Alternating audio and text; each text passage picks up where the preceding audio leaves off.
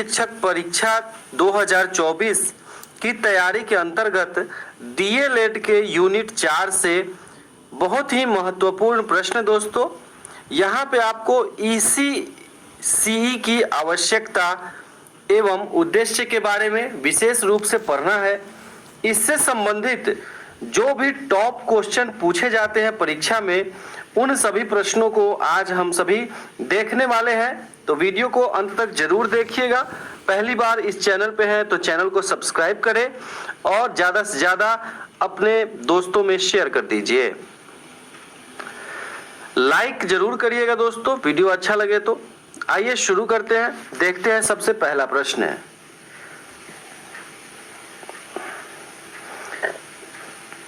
राष्ट्रीय पाठ्यचर्या की रूपरेखा 2005 के अनुसार एनसीएफ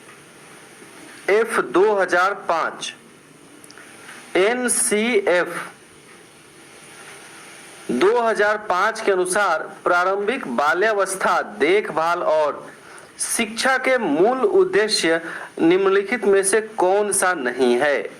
देखिए यहाँ प्रश्न पे ध्यान दीजिएगा, पूछा जा रहा है कि नहीं है।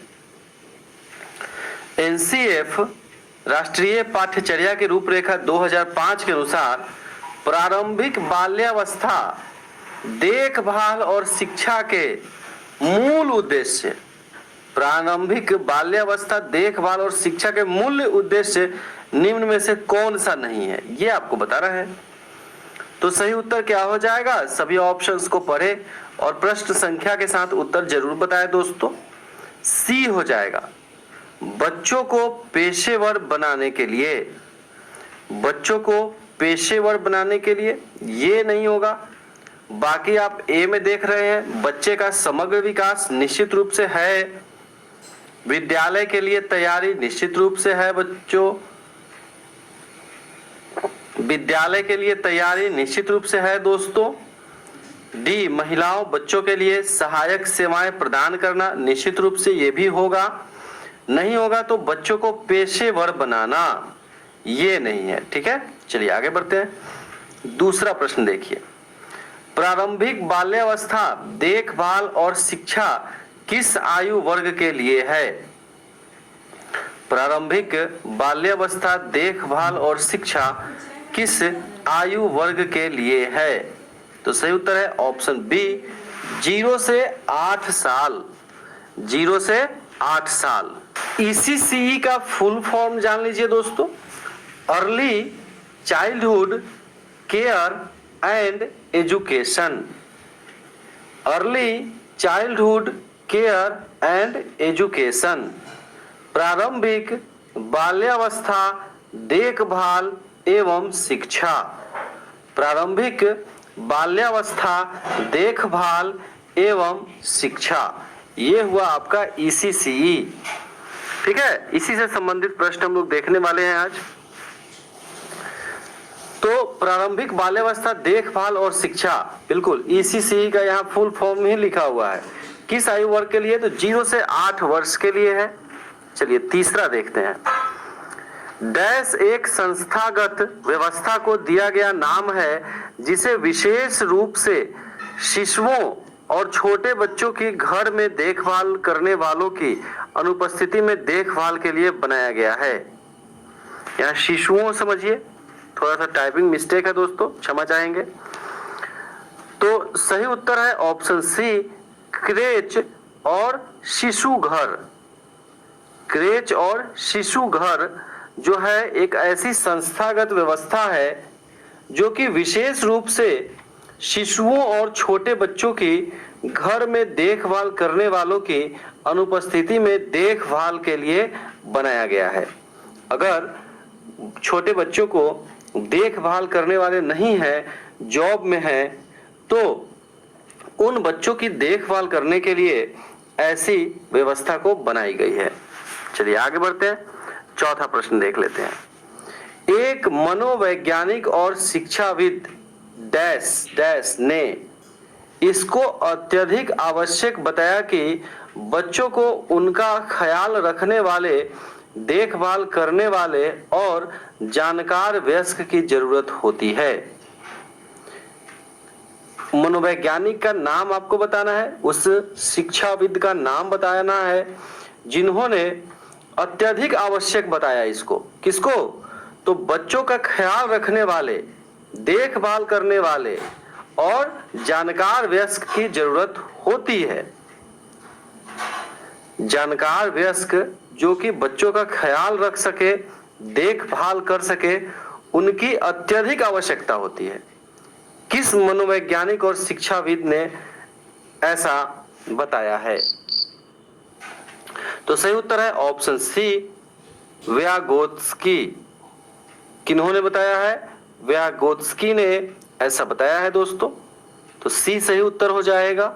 चलिए अब आगे बढ़ते हैं, हम लोग देखते हैं 5 नंबर का प्रश्न। देखभाल की वे कौन सी विभिन्न व्यवस्थाएं हैं जिनकी आवश्यकता छोटे बच्चे को हो सकती है? देखभाल की वो कौन सी विभिन्न व्यवस्थाएं हैं जिनकी आवश्यकता छोटे बच्चों को हो सकती है? तो सही उत्तर क्या है?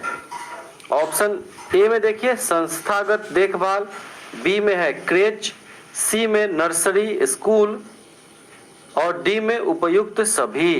तो सही उत्तर है ऑप्शन डी, ये तीनों उपयुक्त सभी की आवश्यकता बच्चों को हो सकती है।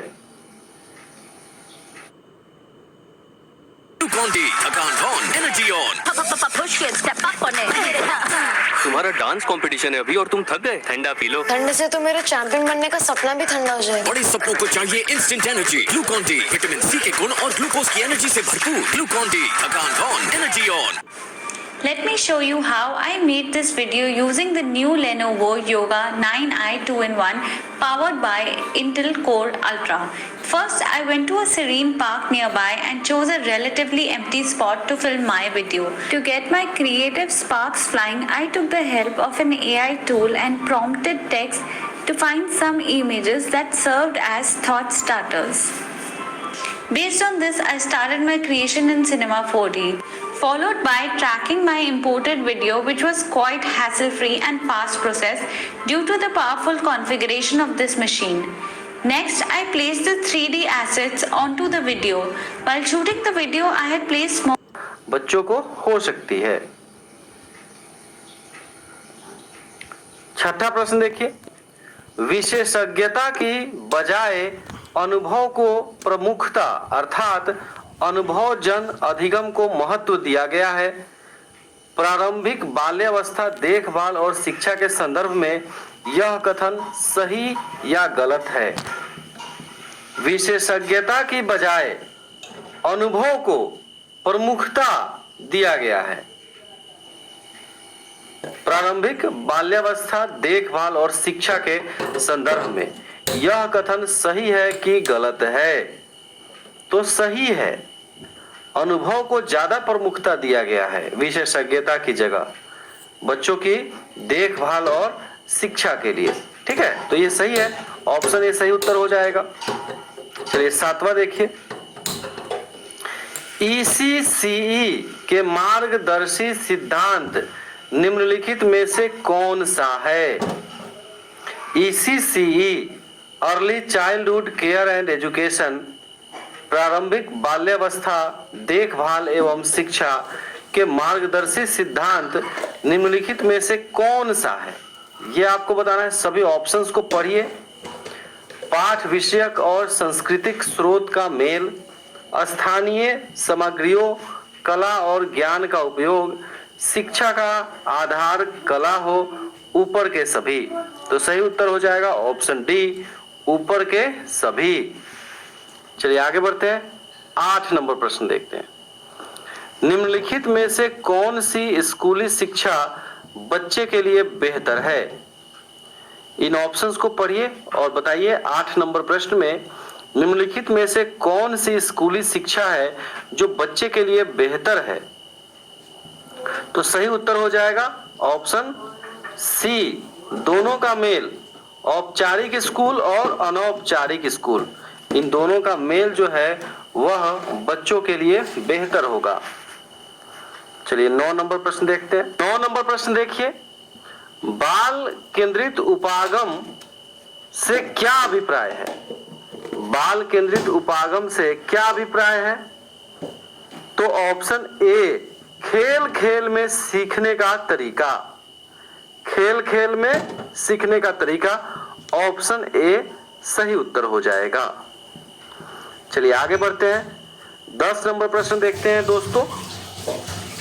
शिशु देखभाल केंद्र कौन सी सेवाएं प्रदान करता है? शिशु देखभाल केंद्र कौन सी सेवाएं प्रदान करता है? बहुत छोटे बच्चों की देखभाल, खाने पीने, शौचालय, आदत, भाषा, सामाजिक और भावनात्मक विकास, इनमें से कोई नहीं, उपर्युक्त में से कोई नहीं, उपर्युक्त में से एक से अधिक। तो दोस्तों यहाँ पे सभी ए बी सी सभी सही हैं, तो एक से अधिक इसका सही उत्तर हो जाएगा। ए बी और सी तीनों तरह की सुविधाएं प्रदान करता है शिशु देखभाल केंद्र। चलिए अब देखते हैं यहाँ पे अब टॉपिक है दोस्तों, एक संतुलित तथा संदर्भ युक्त ईसीसी पाठ्यचर्या की समझ। तो 11 नंबर प्रश्न देखिए, बच्चों की प्रारंभिक शिक्षा शुरू होनी चाहिए। बच्चों की प्रारंभिक शिक्षा कहाँ से शुरू होनी चाहिए, ये आपको बताना है। तो सही उत्तर है ऑप्शन सी, पर्यावरण से। बच्चों की प्रारंभिक शिक्षा पर्यावरण से शुरू होनी चाहिए। 12 नंबर प्रश्न देखिए, प्रारंभिक बाल्यावस्था के दौरान होने का विकासात्मक परिवर्तनों के आधार पर इसे कितने भागों में बांटा गया है? प्रारंभिक बाल्यावस्था के दौरान होने का विकासात्मक परिवर्तनों के आधार पर इसे कितने भागों में बांटा गया है? तो इसे 2 भागों में बांटा गया है। प्रारंभिक बाल्यावस्था को 2 भागों में बांटा गया है। कौन से 2 भाग हैं? तो पूर्व और उत्तर बाल्यावस्था। पूर्व बाल्यावस्था और उत्तर बाल्यावस्था, ये 2 प्रारंभिक बाल्यावस्था की अवस्थाएं हैं। चलिए आगे बढ़ते हैं। 13 नंबर प्रश्न देखिए, शिशु केंद्र क्रेच क्या है? 13 नंबर प्रश्न है, शिशु केंद्र क्रेच क्या है? तो सभी ऑप्शंस को पढ़ें, फिर कमेंट के माध्यम से उत्तर हमें बताएं दोस्तों। शिशुओं और छोटे बच्चों की घर में देखभाल करने वालों की अनुपस्थिति में वैकल्पिक देखभाल के लिए बनाया गया है। बच्चों के विकास के लिए प्रशिक्षण केंद्र, छोटे बच्चों का विद्यालय जहां उन्हें सभी तरह के क्रियाकलाप सिखाए जाते हैं। डी, गरीब परिवार के बच्चों के लिए बनाया गया केंद्र जहां उन्हें संतुलित वातावरण मिल पाता है।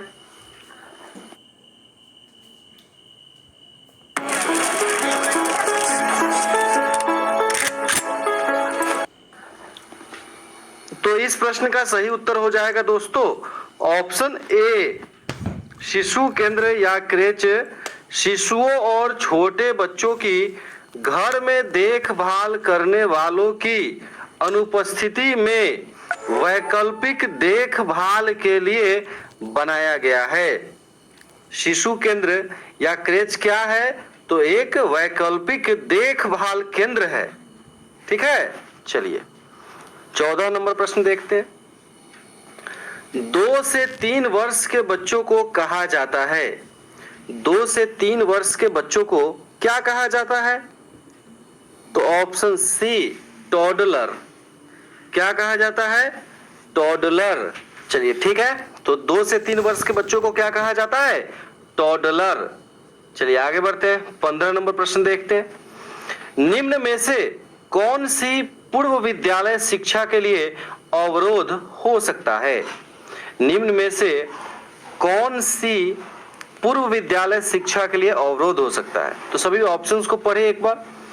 प्री स्कूलों में अनुकूल वातावरण, स्कूलों में अनुकूल वातावरण, प्रशिक्षित नर्सरी शिक्षक, समृद्ध शिक्षण सामग्री, नर्सरी शिक्षकों का घटिया वेतन। सही उत्तर यही डी होगा, नर्सरी शिक्षकों का घटिया वेतन। अगर वेतन से संतुष्ट नहीं होंगे तो किस प्रकार से अच्छी शिक्षा दे पाएंगे? चलिए आगे बढ़ते हैं। 16 नंबर प्रश्न, निम्नलिखित में से कौन ईसीसी का उद्देश्य नहीं है?